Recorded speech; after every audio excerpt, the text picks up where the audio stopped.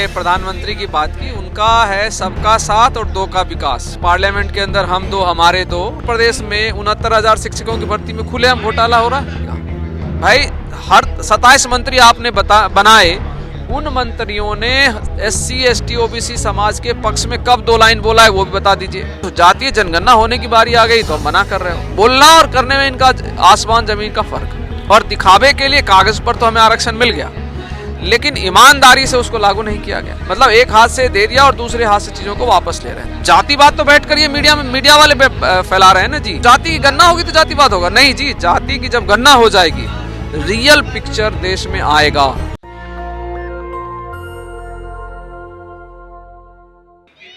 2014 में प्रधानमंत्री नरेंद्र मोदी ने एक नारा दिया था, सबका साथ सबका विकास। लेकिन उस नारे का असर ये हुआ कि बहुत सारे लोग इस विकास से छूट गए, और इस विकास का ही नतीजा है कि आज यहाँ पर दिल्ली में इतना बड़ा 2 दिवसीय कार्यक्रम हो रहा है। SC ST OBC और माइनॉरिटी समाज के लोग यहाँ जुट रहे हैं और ये अपने विकास के और अपने अधिकार की बात कर रहे हैं, क्योंकि जो सबके साथ और सबके विकास की बात हुई थी, उस विकास में शायद इनकी भागीदारी नहीं है। बातचीत करेंगे और जानेंगे। हमारे साथ प्रोफेसर सुधांशु कुमार जी हैं। पहले बताइए सर कि ये जो सबके साथ और सबके विकास की बात थी, क्या इस विकास में SC ST OBC माइनॉरिटी का विकास है? देखिए, जहाँ तक आपने माननीय प्रधानमंत्री की बात की, उनका है सबका साथ और दो का विकास, है ना। वो नारा एक दिया था ना पार्लियामेंट के अंदर, हम दो हमारे दो, और हम लोग पुराने समय से कहते रहे हैं ना, हम दो हमारे दो। तो उनका वही है, वो दो और उनके दो। तो उनके बातों पे तो हमें नहीं जाना।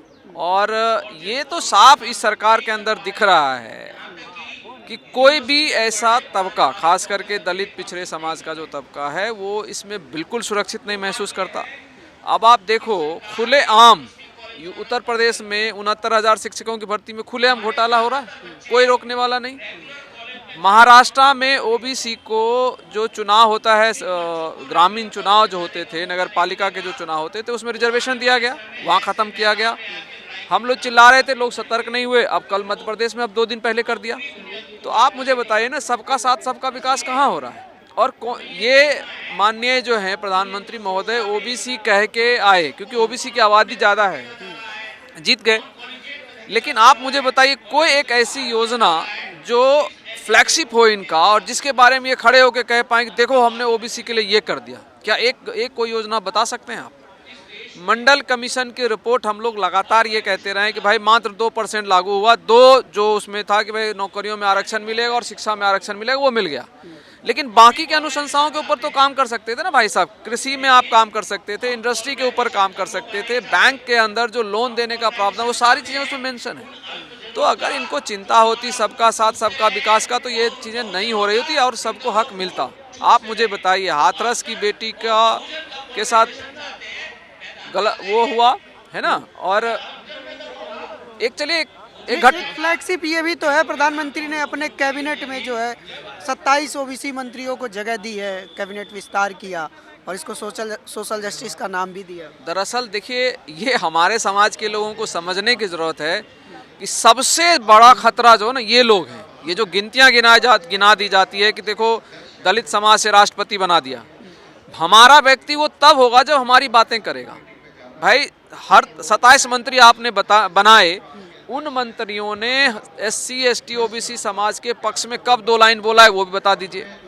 तो ये तो जी हुजूर लोग जो हैं, उनके बनने से हमारा विकास नहीं होना जी। आप मत बनाओ ना मंत्री, मैं तो कह रहा हूँ योजनाएं बनाओ।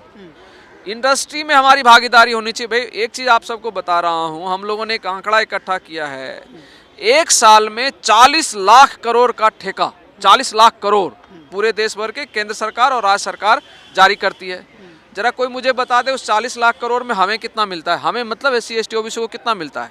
तो अगर ये रियल मायने हमारी नुमाइंदगी करते हैं तो फिक्स कर देना, 40 करोड़ में 40 लाख करोड़ में 20 lakh crore SC ST OBC को देंगे, हम मानेंगे इनको।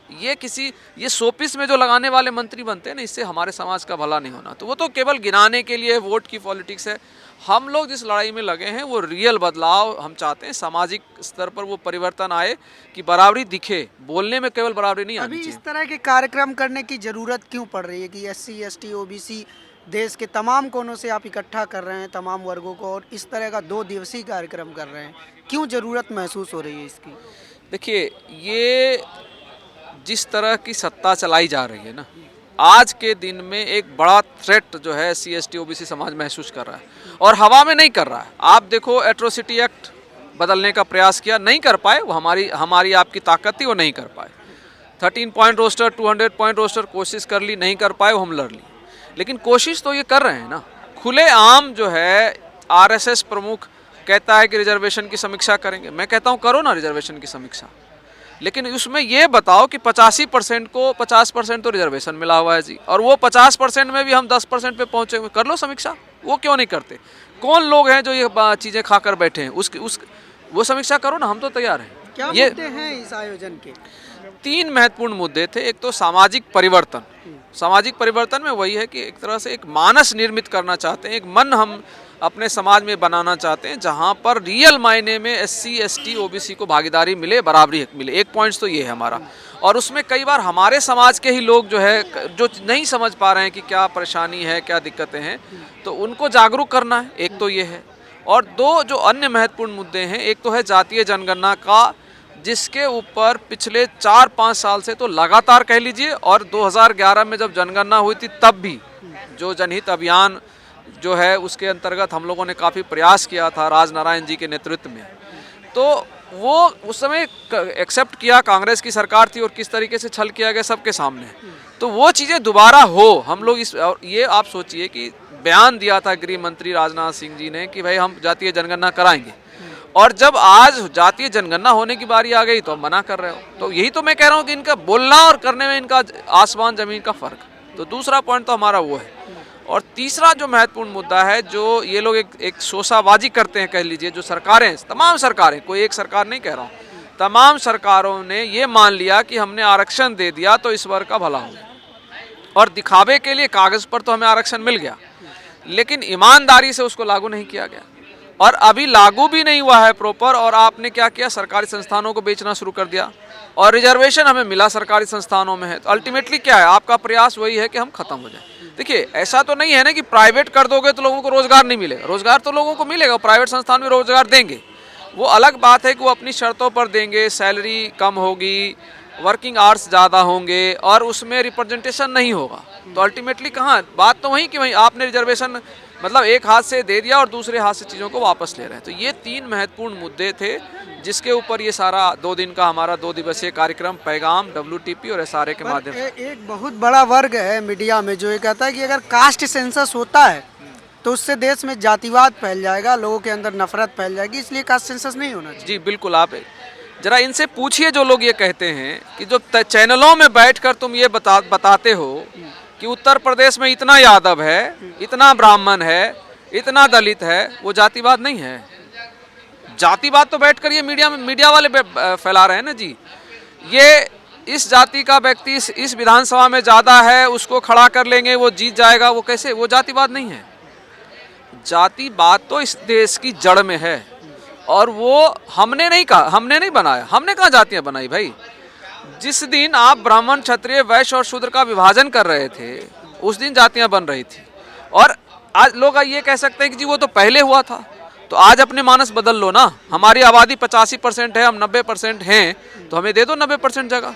असली जातिवाद तो ये है ना कि हम 90% हैं और लोकतंत्र में रहते हैं, हम राजतंत्र में नहीं रह रहे हैं। लोकतंत्र में हम रह रहे हैं। हमारी आबादी, लोकतंत्र बहुसंख्यकों का होगा ना जी, सर गिनकर गिनती होती है ना, जितनी वोट होगी। तो 90% वोट हमारे हैं, लेकिन हम वहाँ मांगने वाले की स्थिति में पैदा हैं, और जो 10% वाले हैं वो कहते हैं कि हम तुम्हें दे रहे हैं। यही तो समझना है ना, ये जातिवाद है रियल मायने में। इसको खत्म कर लो। नहीं मांगेंगे लोग, कर सकते हैं क्या? ये दिन भर बैठकर जब एक ही, अगर आपको मैं बताऊं, आज पिछड़ी जाति का 4 व्यक्ति एक जगह इकट्ठा हो जाए, वो कोई बहस कर ले, तुरंत बोल देंगे कि ये जो है फलना जाति के लोग हैं जी, फलना, ये जातिवाद हो रहा है। कोई SC ST OBC का लीडर, एक जैसे मान लीजिए मायावती जी, बड़ी लीडर हो सकती थी ना, कैसे मीडिया ने उसको घेर के क्या कर दिया? दलितों की लीडर है। क्यों भैया?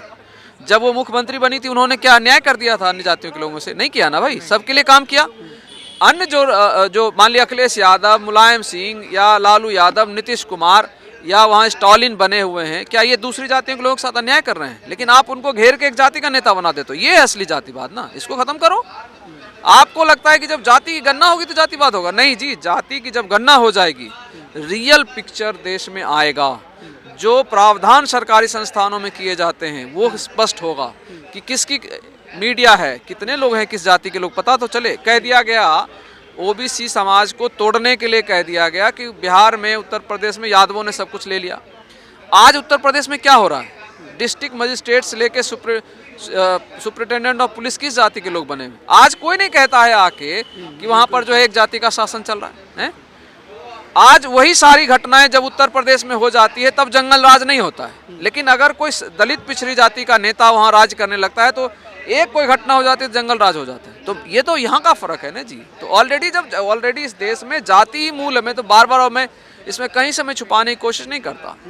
इस देश को अगर सुधारना है जातिवाद खत्म करना पड़ेगा, और जातिवाद खत्म तभी होगा जब जातीय जनगणना होगी और लोगों के सामने, कहते हैं ना, दूध का दूध और पानी का पानी हो जाए। एक बड़ा इंटरेस्टिंग बातचीत आई है। योगी आदित्यनाथ अपने वहाँ विधानसभा में बोल रहे थे कि समाजवाद नहीं रामराज चाहिए। क्या सच में देश की जरूरत रामराज है या समाजवाद है? क्या होता है रामराज? मेरा सवाल तो यही है, क्या होता है रामराज? रामराज में बाली की हत्या होती है ना, छुप के मारते हैं। रामराज की ही कथा है जहां पर एक जो है शूद्र तपस्या कर रहा है, उसको आप मार देते हो। और वो क्या है, उस पे ऊपर समाजवाद क्या है वो लिखित में सबके सामने उपलब्ध है ना जी, हमारी आंखों के सामने। तो चलेगा। समाजवाद गैर बराबरी को खत्म करने की बात करता है। समाजवाद समरसता और हर धर्म और हर जाति धर्म के लोगों को बराबरी पे लाने की बात करता है। और ये जिस रामराज की बात करते हैं, मान लीजिए वो भी गांधी जी भी बात करते थे रामराज की, तो गांधी जी वाला रामराज चाहते हैं या वो योगी आदित्यनाथ जो जिस रामराज की बात करते हैं जहां पर उनको जो है क्या कहते थे, शमशान और कब्रिस्तान। तो शमशान और कब्रिस्तान, क्या राम वगैरह होते आज तो शमशान और कब्रिस्तान का विभाजन करते क्या? अगर मैं इन्हीं की भाषा में बात करूं तो अगर आपका रामराज में शमशान और कब्रिस्तान होता है तो फिर वैसा रामराज नहीं चाहिए जी। रामराज का मतलब अगर इनकी भाषा में हम समझे तो रामराज में तो कहता था कि भाई बाघ और बकरी एक ही जगह पर पानी पिएंगे, और तुम तो जो है एक दो धर्म के लोगों को एक साथ नहीं रहने देना चाहते हो। तो तुम्हारा कौन सा रामराज है भाई? ये झूठा रामराज। और वैसे मंचों पर, इनके मंचों से क्या क्या कहा जाता है दूसरे धर्म और दूसरे जाति के लोगों के बारे में। तो ऐसे रामराज, ये इनका हर चीज मौखिक होता है, दिखावा होता है, वोट बैंक करने के लिए होता है। रियल, ये तो मैं कहता हूँ कि इनको रामराज की भी ईमानदारी की समझ नहीं है, सच्चाई क्या है रामराज की उसकी समझदारी नहीं है। और ये देखिए माना हुआ सच है, समाजवाद अगर हम ईमानदारी से मेहनत करके ले आए, वैश्विक स्तर पर आप देख लो, रियल मायने में जहाँ समाजवाद आया है, गैर बराबरी खत्म हुई, समरसता आई, जाति और धर्म के झगड़े खत्म, तो समाजवाद ही देश को आगे ले जाएगा। ये इनके वाला ये जो भाजपा वाला रामराज है उससे देश आगे नहीं जाएगा, देश पीछे जाएगा। बिल्कुल, बहुत बहुत शुक्रिया प्रोफेसर सुधांशु हमारे साथ बातचीत करने के लिए। तो ये थी पूरी बातचीत। आपको ये बातचीत कैसी लगी हमें जरूर बताएं। कैमरा पर्सन आशीष के साथ मैं अनमोल प्रीतम, अम्बेडकर भवन, दिल्ली। नेशनल दस्तक की आपसे गुजारिश है कि अगर इसको बचाना चाहते हैं तो नेशनल दस्तक को सब्सक्राइब करने के लिए रेड कलर के सब्सक्राइब बटन को दबाएं, फिर बेल आइकन की घंटी दबाएं। नेशनल दस्तक को बचाने के लिए बहुत जरूरी है कि हर खबर को शेयर करें, लाइक करें, कमेंट जरूर करें।